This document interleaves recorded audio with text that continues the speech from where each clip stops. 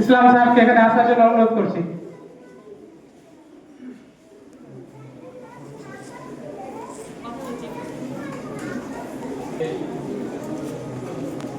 তোমরা যেভাবে দাঁড়িয়ে আছো খুব সুন্দর, এইভাবেই অনুষ্ঠানে অংশগ্রহণ করতে হয় এবং নিজেরাই যদি চেঁচামেচি করো, গল্প করো, তাহলে কিন্তু অনুষ্ঠানটা মাটি হয়ে যায়। কি বলছে, কি উদ্দেশ্যে অনুষ্ঠান হচ্ছে সেটা কিন্তু শুনতে পাওয়া যায় না, বুঝতেও পারা যায় না।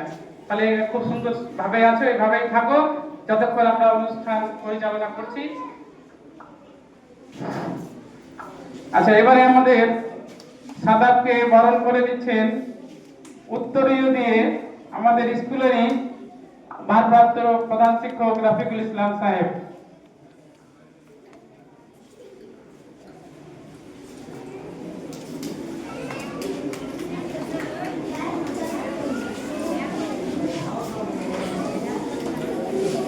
বাচ্চারা একটু হাত তালি দিয়ে উৎসাহিত করবে।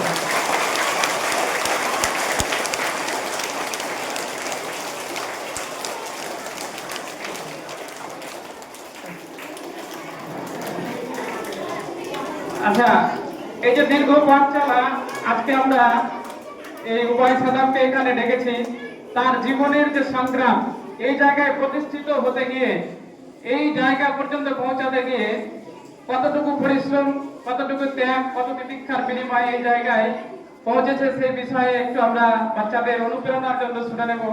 আমি বিনীতভাবে অনুরোধ করছি উভয় সাদাব এখানে এসে তার কিছু মূল্যবান বক্তব্য, একটু যেটুকু তোমার চলার পথে, এই সাফল্য অর্জনের পথে যে কাহিনী বাচ্চাদের সঙ্গে শেয়ার করতে বলি।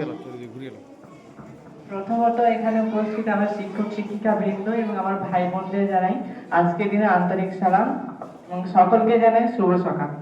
তো আমি কালিয়াচক ব্রাইড কর্তৃপক্ষকে আজকে এত একটা সুন্দর অনুষ্ঠান আয়োজনের জন্য আমি ধন্যবাদ জানাতে চাই।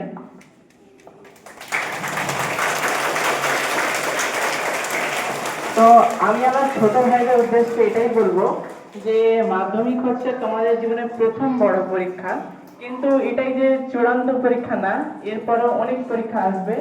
স্বাভাবিকভাবেই তোমার 10 বছরের মূল্যায়ন একটা খাতার মাধ্যমে বের হবে, একটা পেজে বের হবে মাধ্যমিক পরীক্ষার মাধ্যমে। তাই আশা করবে প্রত্যেকে মাধ্যমিক পরীক্ষাটাকে ভালোভাবে দেওয়ার। এবার আমি বলবো যে পড়াশোনাতে আমি মনে করি স্যাক্রিফাইস করে কিছু হয় না।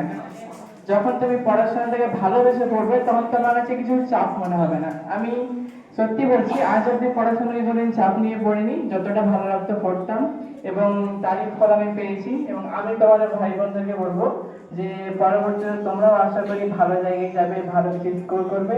এবং আমি তো ব্রাইটকে 10 দিতে পারলাম, তোমরা ব্রাইটকে বোর্ডে র্যাঙ্ক 1 করে দেখাবে বলে ধন্যবাদ জানাই।